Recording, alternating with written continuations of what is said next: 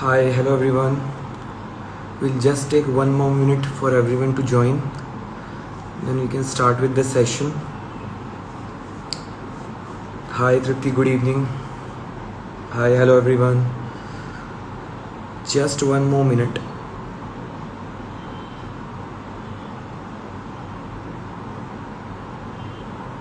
So that we can gather a good amount of audience.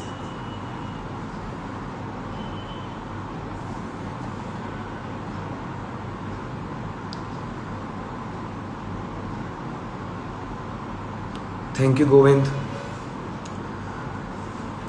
Please give me a sign, everyone, whether I am audible and visible. That would help.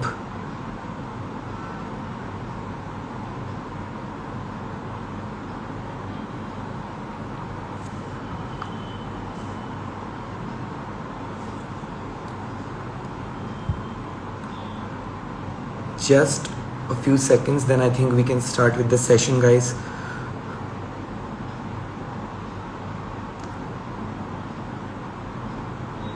All right, thank you, Govind.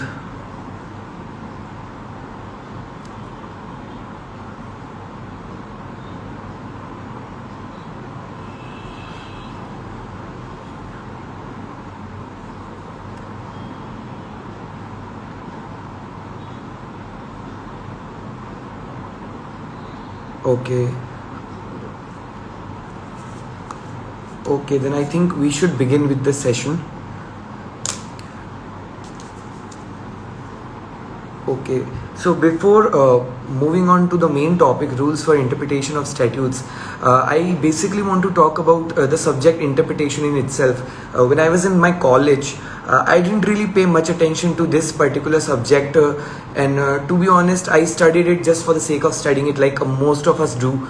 But when I was preparing for judicial services exam, I actually realized the importance of this subject, the importance of the subject interpretation, and why is it very important for everyone out there in the legal fraternity, be it a lawyer, be it a judge, be it as a teacher. So it's very important.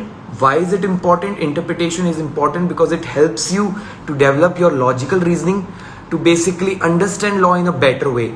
So basically this subject is very important when you want to study law. You apply the rules of interpretation, you understand law in a better way. No language is perfect in itself. There are a lot of meaning for a particular language, and it can be interpreted in a lot of ways. So that's where this particular subject becomes important. When we all know the classic rule of comma, how a punctuation can change the meaning of a sentence. We know the example of let's eat grandma. If we don't use the comma in this particular line, if we say it in a two fashion, let's eat comma grandma, that means we are asking grandma to eat. But if we remove the comma, if we remove the punctuation and we use it like let's eat grandma, then that can make you look like a cannibal. So very interesting subject, a subject in which you will develop interest. You will develop interest in law. So basically I realized the importance of this subject when I was preparing for this exam. So before starting to the topic, the rules for the interpretation of statutes, I think it's very extremely imperative to understand the meaning of the two terms interpretation and construction. Both these terms, a lot of people think that they are synonym. A lot of people think that they are same, but in reality they are different. Interpretation basically means art of finding true sense of an enactment by giving words their ordinary and natural meaning. When I say art of finding true sense of an enactment, is that we are applying our judicial mind to understand the meaning of a particular provision, and how we are doing that by interpreting the words of the statute. We are actually reading the words of the statute, and then we are deriving the actual meaning of that statute, that provision of law. When I say construction, what is construction? Construction basically means drawing conclusion on the basis of true spirit of the enactment. In the construction, we don't pay attention to words, but we come to the conclusion in which we basically construct and come to the conclusion according to the whole theme according to the whole object of the statute. So the difference between interpretation and construction is in a way that we look at the object of the statute, we look at the theme of the statute, we look at the spirit of the statute, and then we understand the meaning of that particular provision. Whereas in interpretation, we find the meaning of a particular provision just by giving the words their ordinary and natural meaning. So a lot of construction is basically a complex process. Construction is basically a process where you have to apply your mind. So a very different words, terminologies, construction. Now we all know there are three organs of the state: executive, legislature and judiciary. Legislature lays down the law, executive basically implements the law, and the judiciary is the one which interprets the law. Now whatever was required to be done by the legislature has been done when they once have enacted the particular act. They basically enacts the act. Now the real picture of the court comes to the situation. Now the legislature has drafted the act. The primary function of the court is to interpret that provision of law. No language is perfect. It is the primary function of the court. Court now comes into the picture whenever a dispute comes before it regarding one language. And how court will do that? Court cannot act arbitrarily. Court have to be guided by certain principles which court has followed over the period of years, which court has exercised over the period of years. And these exercises and these rules are called rules for interpretation. So what basically happens is once the legislature has drafted an act, the duty and the job of the legislature was done. Now court comes into the picture whenever the language of the statute or the provision is in question. Court interprets it and then comes to the conclusion that what is the actual meaning of that provision of law. Court is guided by the rules of interpretation, which we are going to discuss in the next few minutes. The rules for interpretation of statutes, very important for all of you. Whenever you're reading a particular act, whenever you're reading a particular statute, you will observe these rules for interpretation of statutes again and again. So without wasting more time, let's straight cut to the chase. The first rule is the literal or grammatical interpretation. Now this rule basically says that you don't have to apply your mind. Whenever you're reading something, you take it in a literal sense.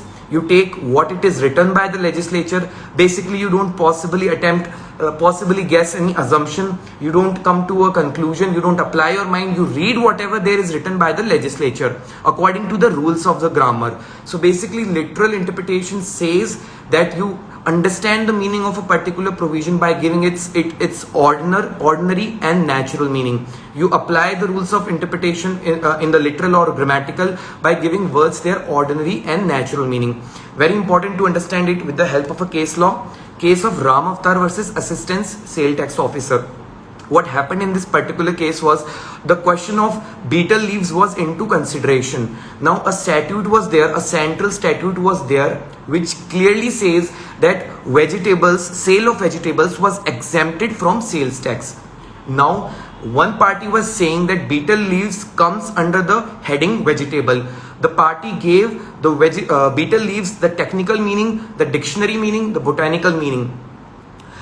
Court rejected this contention and basically said that we cannot give betel leaves the technical meaning, the meaning which is given there in the dictionary, which is the meaning that something derived from plants, but we have to give the betel leaves the meaning that is ordinary and natural. That is a meaning which a lot of people use in their daily conversations. Betel leaves is a word of a daily conversation, and court interpreted the word betel leaves in a way that people don't consider it as vegetable, and this rejected this contention that betel leaves comes under the term vegetable, and therefore it was liable for sales tax. So in this particular fashion, court read the word betel leaves by using its mind and thinking that it's an ordinary and natural meaning rather than giving it a technical meaning. Very important rule, literal interpretation. Whenever you will study a Bare Act, first and foremost think that you're studying a particular provision and you're applying literal interpretation without guessing any possible meaning. Another important interpretation method or rule, second one is mischief rule. This mischief rule is also known as rule of purposive construction. it evolved from Hedon's case. What happened in the Hedon's case was there were 4 questions before the judges.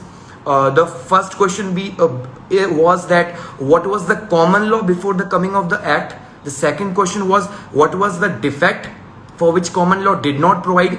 The third question, what remedy did the parliament provide, and the fourth question being true reason of the remedy. Basically, mischief rule is saying that whenever a particular provision is enacted by the legislature, we interpret it in a way that we want to suppress the mischief and advance the remedy. What I mean when I say suppress the mischief, that particular provision was enacted to suppress the mischief, to suppress the nuisance. Again, important to understand it with the help of a case law, Alamgir versus State of Bihar. What happened in this particular case was section 498 of IPC comes into the picture. This particular provision, section 498 of IPC says whenever a person takes or entices or detains a woman of another person without the consent of that person and detains that woman. So basically a person was accused of 498 and he contested that the woman who was with me was voluntarily with me with her own consent and I didn't detain her. Court interpreted the section 498 and applied the mischief rule and clearly said that this particular provision was enacted to suppress the mischief. What was the mischief? The mischief was to protect the rights of the husband who were derived the company of their wives. So the consent of the wife was irrelevant. The consent of the husband was more important. So the primary object of this section 498 was to protect the rights of the husband from deriving from them, to protect that their women do not go to the other husband, to another person, and this way they wanted to suppress the mischief and the consent of the woman was considered irrelevant. Mischief rule is also known as rule of purposive construction. Whenever we study the mischief rule, we see what was the common law before coming into the main act. The another rule which is called golden rule, very important rule, it is also called as modifying method of interpretation. What happens in golden rule is that we modify the first rule which we studied, that is the literal or grammatical interpretation method. We modify the golden rule.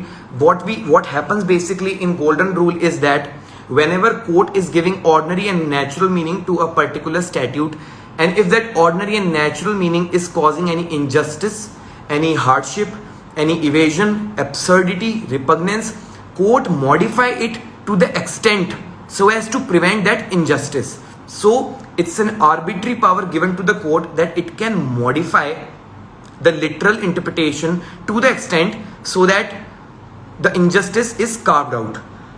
Again, important to understand with the help of a case law, very interesting case law, Lee versus Knapp. In this particular case of Lee versus Knapp, the interpretation of the word stop under the Road Traffic Act was involved. Basically, what the provision was saying, that after causing the accident, accused was required to stop at the scene of the accident. The provision was saying that after causing the accident under the Road Traffic Act, the accused is required to stop for a period of time. In this particular case, the accused caused the accident, he stopped for the moment and then he went away. Now court held that the accused has to stop for a reasonable period of time for people to inquire about him. Stop, court interpreted the word stop, it modified the word stop, it extended the meaning of the word stop, and it extended it till the stage that the word stop means that you have to stop for the reasonable amount of time after the accident so that people around you who saw that accident can inquire about you. So basically this rule is considered the safest rule. Court used this rule in a lot of cases, like in the case of Lee versus Knapp, court used this case to interpret the word stop when the accused was taking advantage of the word stop and was stopping for a fraction of second and then ran away from the scene of the crime. Another important principle which I think very important is the rule of harmonious construction. Rule of harmonious construction is used in a lot of cases dealing with the interpretation of constitution. What this rule harmonious construction says, that whenever there are two provisions in a statute and they are up together conflicting, court will try to interpret those two conflicting provisions of the same statute in a way that so as to give effect to both of them.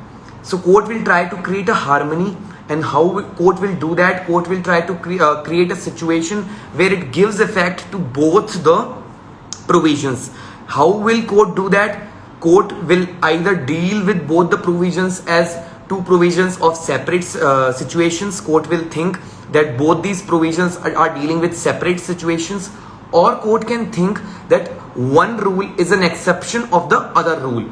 So in these two methods, court can apply the harmonious construction method. Is first, it can deal the two situations, two conflicting provisions of two different situations, or it can think that one rule is an exception of another rule. Relevant case for this rule is MSM Sharma versus Krishna Sinha. Now, like I said that this rule is very important when it comes to interpretation of constitution. What happened in MSM Sharma versus Krishna Sinha was that there was a editor who was basically asked that why he should not be punished under Article 194 Clause 3, which talks about the breach of the privilege of the state legislative assembly. He published something, the editor published something without the approval of the speaker, and he was punished under 194.3. Now he contested that I should be given freedom of speech and expression protection under Article 19(1)(a). He filed a writ petition under Article 32 and said that I should be given freedom of speech and expression. So there was a conflict between two provisions, first being 19(1)(a), the fundamental right of freedom and speech and expression, and the other provisions being 194.3. Now court applied the harmonious construction and said that Article 19(1)(a), the freedom of speech and expression, is subject to 194.3. So basically what court did was it formed an exception. It said that 194.3 is an exception of Article 19(1)(a). So Article 19(1)(a) is not an absolute right. It contains some reasonable restrictions, and those restrictions are there in Article 19 itself, and these restrictions are exception, and court applied this harmonious construction principle and held that 194.3 is also an exception. Another important rule is beneficial construction. What happens in beneficial construction is basically court will first give the ordinary and natural meaning to a particular provision of law, but if that ordinary and natural meaning is not able to achieve the object of the statute, then court will construe it, interpret it in a way that it achieves the object of the act. Beneficial construction comes into picture when a lot of statutes are there which are formed for the benefit of a particular class, for a particular person. For example, the Maternity Benefit Act, which is a statute which is particularly benefiting the women who are pregnant and employees. For example, the Juvenile Justice Act, which is a statute to protect the juveniles, for the trial of the juveniles. So these are beneficial statutes which are particularly benefiting a particular class of people in the society. So very important to understand beneficial construction with the help of the case of B. Shah versus Presiding Officer. I'll deal with the questions after the session. So when we talk about the case of B. Shah versus Presiding Officer, what happens in B. Shah versus Presiding Officer was the interpretation of Section 5 of the Maternity Benefit Act was involved. So basically the provision was saying that whenever a woman who is expecting and as an employee, she was allowed 12 weeks of salary both before the pregnancy and after the pregnancy. She was allowed the salary of 12 weeks. So basically 12 weeks means 84 days. And in the end, she was given the salary of 72 days. Basically, when they gave her the salary, they excluded the Sunday. So in that way, they calculated week, that a week comprises of 6 days. She contested before the court, and the Honorable Supreme Court said that the Maternity Benefit Act is a beneficial piece of legislation. It is a social welfare legislation. So if a particular provision is saying that she should be given a salary of 12 weeks, that means Sundays are also included, and that means 12 weeks means that she should be given full salary of 84 days. So what happened in this case of Bisha versus presiding officer is that court looked at the object of the statute, why that statute was formed, and it constructed it in a way that it achieves the object of the statute rather than going by this ordinary and natural meaning. Another important principle or rule of interpretation is expressio unius est exclusio ulterius. I'm not quite sure whether I'm pronouncing it correct or not, but I'll repeat it again. Expressio unius est exclusio ulterius. Basically, what this particular provision is saying, that when there is an express mention of one thing, when a particular statute, where a particular legislature is specifically saying, expressly emphasizing on particular thing, that means the rest of the things are excluded. A lot of things are mentioned in the particular class, in a particular thing. If a legislature is specially emphasizing on those things, so it means there's a way of saying legislature that we put special emphasis on these things and we exclude other things. We'll understand this principle of express mention of one thing which exclude other with the help of a case law. The case of R.C. Cooper versus Union of India and Bennett Coleman versus Union of India. Now we all know that in fundamental rights, some fundamental rights are given to person and some fundamental rights are given to citizen. Now person is a broad term which covers citizen and non-citizen. Now court in the case of B.C. Cooper versus R.C. Cooper versus Union of India and Bennett Coleman versus Union of India said that Article 19 is given specifically to the citizen. Now the special emphasis the provision of Article 19 is expressly saying that it is available to the citizens. So now they are carving out, they are negating all the non-citizens. So this is a fundamental right which is not available to non-citizens and which is available to only citizen. Now the court actually applied this principle and saying that the express mention of one thing means the exclusion of other thing. If we see the provision of Article 14, which is right to equality, and Article 21, which is protection of life and personal liberty, those particular fundamental rights are available to person. So there is an express mention that these two fundamental rights will be given to all the person. And in Article 19, there is a specific emphasis expressly mentioned that these right will be given, the Article 19 right will be given to the citizen. So court applied this principle of expressio unius est exclusio ulterius and basically ignored all the non-citizens, that non-citizens cannot claim this fundamental right of Article 19(1)(a). Last but very important rule, which is the rule of ejusdem generis. The rule of ejusdem generis means of the same kind. What this rule means is that primarily we should give words ordinary and natural meaning, but when we see a general words, we see some words, general words, which are followed by the words of a distinct categories, which are followed by the words of a specific categories. You see some words, 5 or 6 words, they belong to a category, and after that you see a general word. So that general word will be interpreted according to the preceding words which belongs to the particular genus. So the general word will be given a restricted meaning and will not be given an unrestricted meaning. Basically, ejusdem generis means same kind. We understand this principle also with the help of a case law. The case of Express Hotel Private Limited versus State of Gujarat. What happened in this case was there was a Gujarat Tax Act on luxuries, and the interpretation of the word which defines the terminology charges for lodging. Now the charges for lodging included a lot of words such as air condition, TV, radio, internet facility, and after these words there was a mention of the word and the like, apostrophe word, in the word and the like in inverted commas. Court interpreted this word and the like according by applying the ejusdem principle and said that the preceding words belonged to a distinct genus, they belong to a specific category, and they are not exhaustive, they are merely illustrative. And basically court is including in the word and the like all the other things which belonged to that distinct genus, which belong to that specific category. So in this way court applied the principle of ejusdem generis when a lot of words are there which belong to a distinct genus, which will belong to a particular genus, and after that a general word is there. So that general word is interpreted in a way that it carries its meaning from the preceding words. The last two principles which I'll be dealing are the construction of penal statutes and taxing statutes.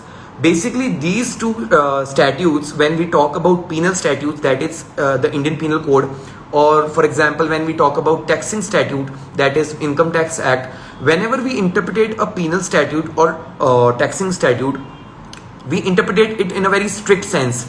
What I mean when I say that we interpret it in a strict sense means that whenever we interpret it and there is a interpretation which is favoring the accused in the penal statute, or which is favoring the assessee in the taxing statute, that interpretation will be followed, which is basically favoring the accused or the assessee. So if there are two possible construction or interpretation, the one which is favoring the accused, the one which is favoring the assessee, that should be followed rather than one which is bringing them within the purview of law. So whenever we interpreting a penal statute or a taxing statute, we interpret them strictly, and if there are two interpretation which is one is favoring the accused, so that particular interpretation should be followed rather than one which is bringing the accused or the assessee within the strict letters of law. So with this I complete the session, I sum up the session. These are the rules, these are the broad rules for the interpretation of statutes. So I request now the participants to ask their questions. There are any questions regarding interpretations?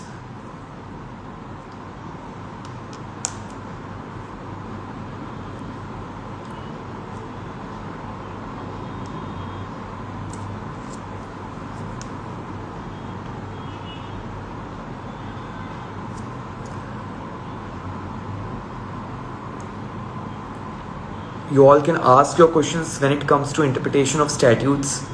I'll be happy to answer.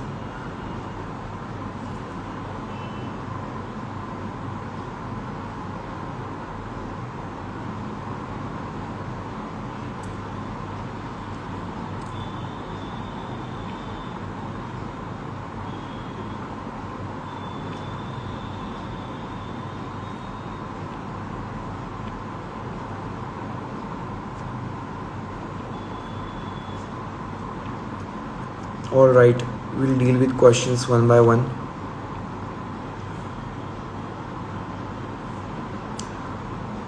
Okay, Govind, just wait for 1 second.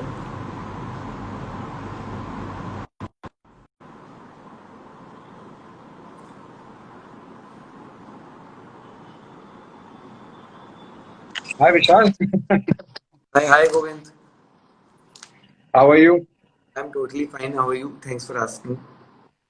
Okay, wonderful session. Yeah, wonderful session. It was very interesting from all points of view.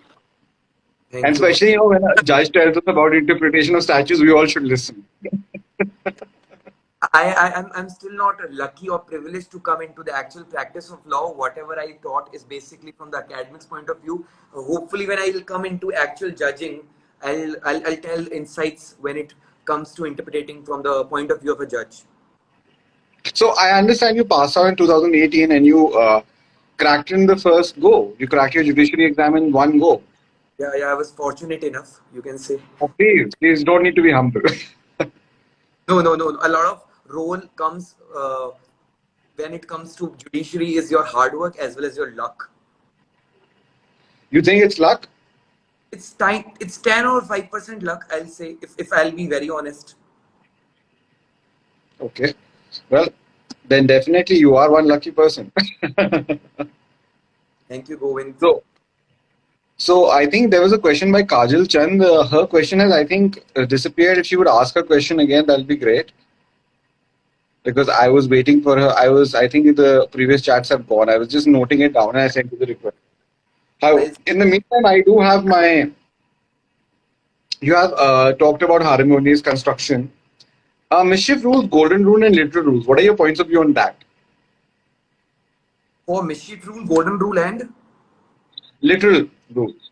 These three rules together are the main rules which actually tells the purpose of the statute.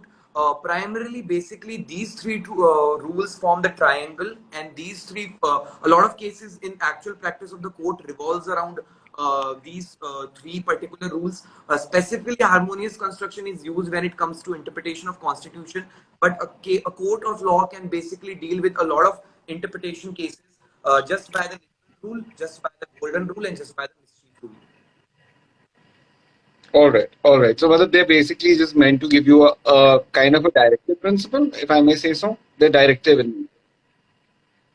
Not basically directive principles, but these are rules which allow court not to act arbitrary. Court can use this principle and expressly state that we have used this principle and we are not acting arbitrary. So Okay. whenever there is a mischief, whenever there is a nuisance, and court wants to stop that nuisance or a crime, court apply a mischief rule and says that we are interpreting this particular statute in a fashion that we want to suppress the mischief, we want to stop that mischief. Primarily, that was the legislative intent. Court finds out the legislative intent that the reason why legislature brought this particular provision into the statute. Hmm. Interesting, interesting. Okay, we've got Kajal. She's asked her question in the meantime. Notwithstanding anything contained and save as otherwise, terms which are used in the beginning of some sections, do they come under the harmonious construction or not? It's a very interesting aspect. Yeah, great question, Kajal. They do not come under the harmonious construction, I'll say. Notwithstanding is a non-obstante clause. Basically, whenever you read a statute and it start with notwithstanding anything contained, it is basically the way of saying of the statute that this particular provision which we are reading, which is starting from the word notwithstanding, this particular provision is not disturbing other provision of that statute. So whenever a non-obstante clause is there, which means notwithstanding, it is a way of saying of a legislature that whenever you're reading this statute, this particular provision is not disturbing other sections of that act. And save, whenever we use save, this is basically saving that particular provision. So then that particular section becomes important when we use saving. So these are not two conflicting situations, which is the case in harmonious construction. Oh, I hope Kajal sir has answered your question. It is actually a very good question, he says so. There is a personal question, sir, by Tripti Sharma. Sir, why haven't you practiced yet? Because of the quarantine or practicing takes time? Oh, okay, great question, interesting question. Because I thought of appearing for judicial services exam, was fortunate to clear it in the first go, and after that, Which you very clearly did in one go. yeah, but right now I cannot practice, even though I'm awaiting my training, because then I have to take permission from High Court, and I don't think that is something which you can do once you have been appointed as a Correct. judicial officer. You cannot practice in the court of law. Hopefully, when I retire at the age of 60, I'll think for this option. I'll think for this. Well, definitely, man. We actually look forward to more of you having as a judge. You have such clarity in what you explain and, in concise words and crisply. That's really nice. Thank you, Govind. Even though I am also learning, We all are at the end of the day. If you're in this profession, we all are learning always. we're learning every day. So, okay, tell me, define identical expression and change of language, and how would you like to explain these terms according to your own view? Sorry, Define identical expression and identical, change of identical, change of language. But please explain them according to your point of view. Like how you. the identical expression is in my personal viewpoint, is whenever a word is given in a statute, whenever a word is given in the statute, it is there in the statute in a lot of, in many areas in that statute. So the primary rule is whenever a word is given in a statute in a lot of places, we first give that words the same meaning. We do not think that the words which are used in a lot of places in a statute carries different meaning unless the context otherwise requires. So if a different meaning is there for that particular word, the legislature will clearly say that here we mean this particular word in a this fashion.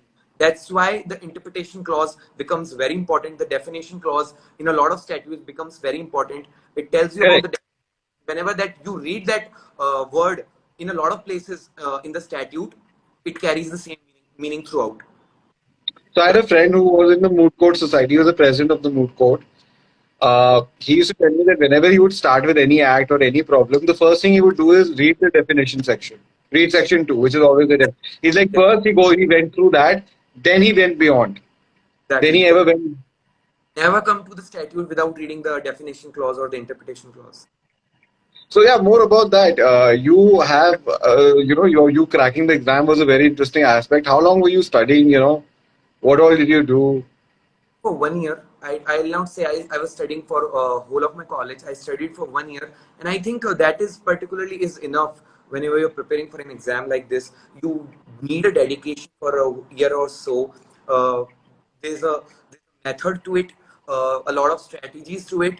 Hopefully, we'll take a different session onto that, a different Q&A. We will, we will. Yeah, I think we'll have an interactive session just on that because this is something we've been getting requests for a lot, stating Yeah, that because as a law student, a lot of students when they enter the law college, they think to be a judge. They first their primary goal. I'll not say all students, but a lot of students they aspire to appear for judicial services exam, an area which a lot of students want. So I'll be happy to help. I'll be happy to guide to the best way possible. Oh, definitely. Let's just schedule that for a session. So everyone who's here, sir, will be back for another session where he'll tell you the strategies, the methods, and what did you say? Except that. The method, the insights, and why you should go for judiciary. I think that question is very important because that Yeah. question will go with you till the stage of your final result. So why you need to go for judiciary and how you should prepare for judiciary. We'll take a total Q&A session for that, and I hope a lot of aspirants will join in for that particular session. Yeah, but it's very interesting. It's very interesting what if you look at it from that point of view, and just from your point of view as a MM, and just from where you are, what is the lessons you would tell us? That you just jumped from here to there, just went to law school and everything. So a particular aspect that you've had is that you've had a very academic point of view on that, right? Because you say you didn't practice, and now you're becoming an MM, and you're waiting for the practice for that. So, what do you plan to do? In the long term in terms of law. Actually your world changes in a period of a year. You're in your law school and suddenly you not only choose a service, you choose a service of a judge, which is in itself a very challenging post, a post which carries a lot of meaning to it. You're required to deal with a lot of bail applications. You're deciding basically the fate of people on the daily basis. So very different game altogether. I had to change my mindset when I got selected. I changed my ideals. Was still awaiting my training. Don't not quite sure how is it actually going to be like for a judge life. So can tell you about that in coming years. But I'll just hope that it turns out to be good. Oh, yeah, definitely. We'll keep calling you as it keeps going on and on. Always, I would love to come. I always love to interact with students, love to stay in touch with academics. And I think that's not something which bars you. You can stay in touch with academics, whether you're in service or not. And I think what it really means is, Vishal, is that as we also grow, we realize we don't just learn from our seniors, we learn equally from our juniors. Yes, You yes, know? yes, yes, totally agreed. When I see a lot of students in my law college, when I interact with them and they tell me something which I don't know, that totally catches my attention, and I actually acknowledge that this is something which I learned. So Yeah. knowledge is never limited. You can learn it from anything, any person. Definitely, definitely. Okay, so more questions that we have here. I think I'll just like to say to everyone that some of your questions have gotten erased. I can't find them in the chat, so if you guys can just re-put your questions there. But right now, one of the questions we have: courts can interpret the law, but they cannot fill lacunas. Like, what is your point of view on that? Great question. Court can interpret the law, they cannot fill the lacuna. When the Mm. situation that they cannot fill the lacuna, a lot of cases in which Honorable Supreme Court is basically directing the legislature to form that law on that particular point of law. So whenever Yes. Yes. that legislature is not has not drafted a particular enactment in a proper fashion, it directs, court can direct, it has that power that to frame that law again. Now, like in a case of Vishakha versus state of Rajasthan, there were no Yeah. guidelines, there were no provisions when it comes to sexual harassment. Court clearly stated that we are framing guidelines and till the legislature frames the act.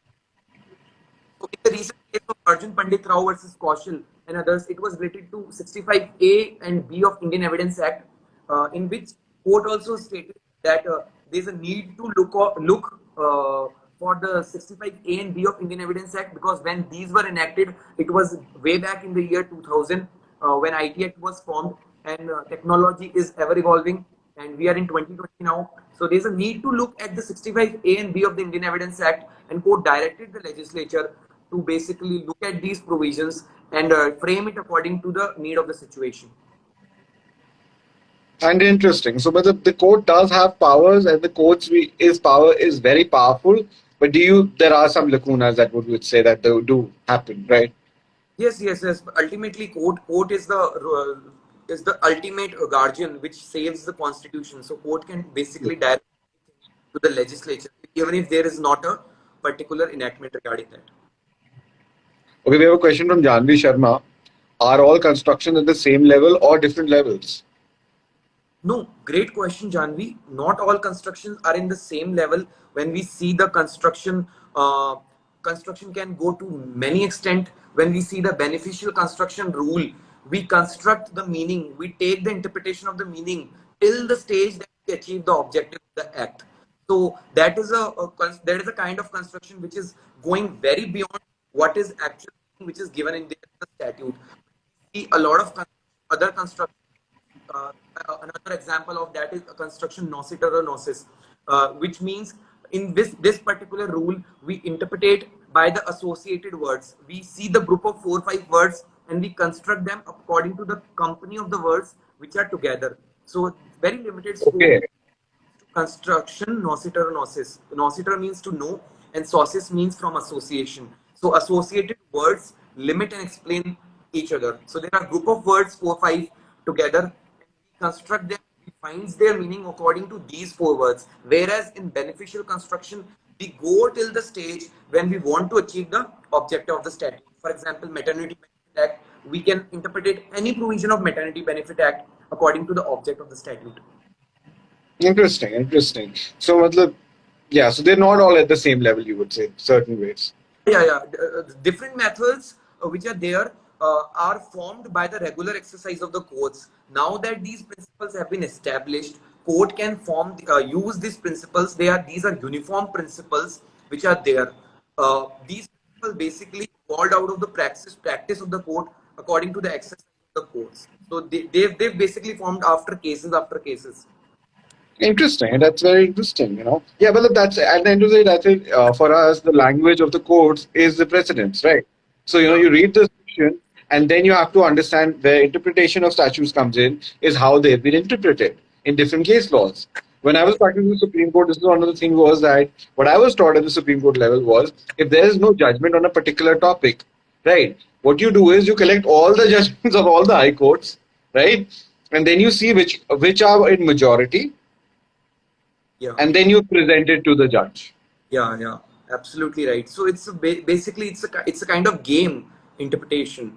It's Oh, basically yeah, it's interesting. It's a logical, yeah, yeah. it's Recently, I'll give you another example when interpretation came into picture. I recently 9/11 incident happened. Uh, okay. it was the 19th anniversary of the 9/11. So when I read Yeah. about, there was a whole 11 years litigation for the purpose of insurance of claims that 2 planes crashed 2 towers. So was it a single event or 2 events for the purpose of insurance of claim? Which case was this? I don't know the member of the case. It was a USA case. So there was a 11 years long litigation, and the main object of the litigation was that there were 2 towers, and the plane crashed these 2 towers. So whenever you are asking for insurance, it's considered to be a single event or 2 events. So there was a very long history for this litigation. I'll definitely read on to that. In that particular case also there was a involvement of interpretation. So very interesting subject. No, it is. It is always interesting because at the end of the day, you're reading through judgment. You're like, how has this been interpreted? You know, how is this? How did you come from here to here? And the Yeah, end of the time is that one thing I do find is that so many times we have these interpretations that are completely on point, but they go against you at the last moment. You know, you'll keep going absolutely right. because Even one fact will change. You know, in yeah, the judgment, they'll keep messaging something, you know, keep saying something, and then suddenly they'll go like, Okay, but this fact came into play. We were interpreting it this way, but this one fact changes the entire course of it. Yes, yes, yes. Like I said, the example of let's eat grandma in the beginning of my session, a comma can change the meaning of the section, meaning of the sentence. Lawyers interpret whenever a defense counsel is interpreting a provision, he will be interpreting it in a manner which will favor him. Prosecution will interpret a statute in a manner which will favor them. Real picture comes when court interprets it. So everyone interprets a statute. Ultimately, the decision comes when court interprets it. Where the highest court interprets. Right? And even then, as a lawyer, it is your duty to give your own interpretation of it Yeah, and present it to the judge. So this is what we call assisting. Assisting the bench, right? absolutely. So, as judge, when a lawyer gives his point of view, that's why we have foreign judgments, we have a lot of other principles, we refer to books, we refer to a lot of other factors, treaties and all, saying that this is how it's been interpreted, this is how it's logical, and this is how we should go about it. So, just on that aspect, would you say language has a major part to play in it? Like, what are the different parts of the statute according to you, and in that regard?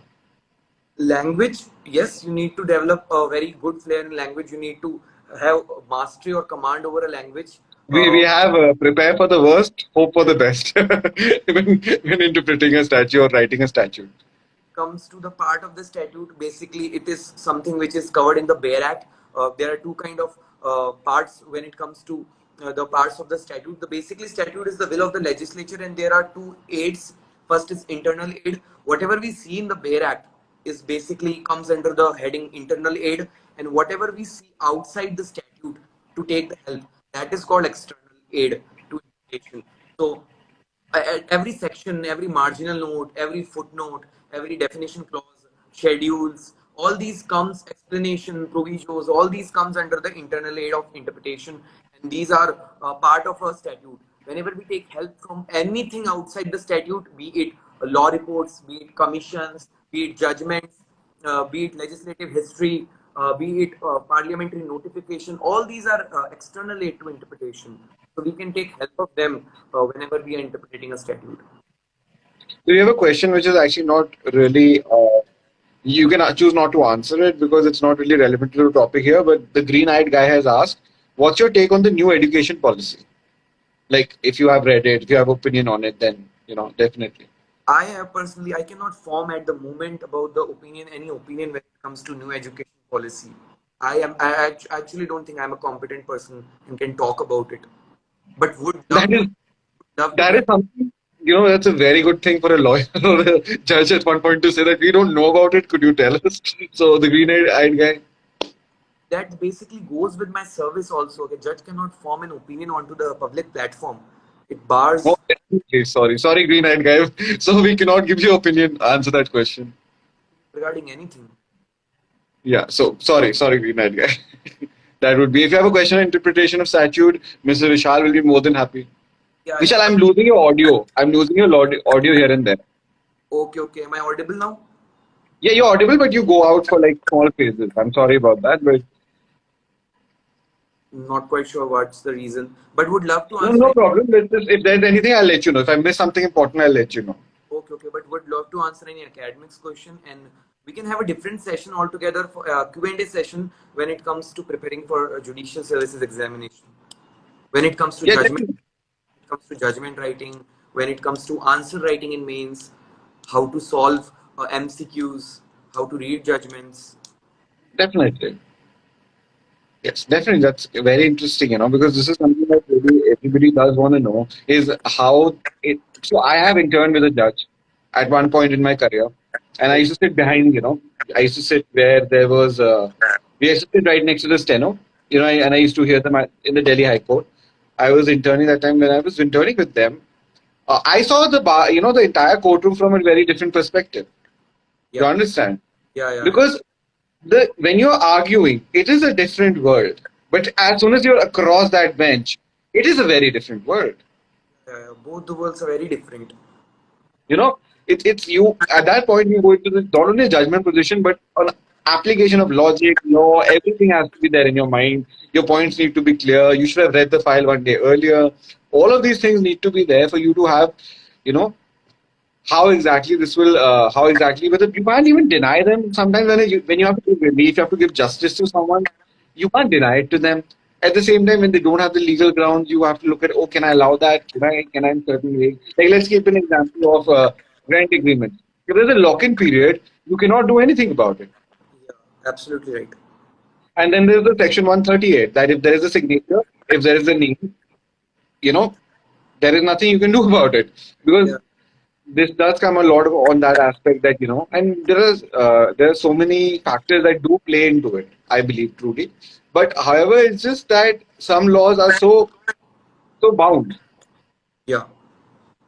that But they're totally the fault of legislature, because no language is perfect in itself. You cannot yeah. say outright that this language is perfect. There cannot be any interpretation. There cannot be any possible assumption. No language would be perfect. It can be interpreted in a lot of ways. So basically, if I sum this up, if I sum this whole discussion, court basically try to guess the possible meaning, which was the legislative intent, why that legislature brought this particular provision in force, what was the legislative intent, because whatever was required to be done by the legislature was done till the stage when the act was enacted. Now and legislature not come in picture. Now court will guess the possible meaning, that what was the legislative intent, and you cannot say that this language is perfect in itself. So is there any way to understand legislative intent according to you, like Yes, to know exactly? lot of ways. If we see the Gurnom, if we see the Constitution, we see preamble.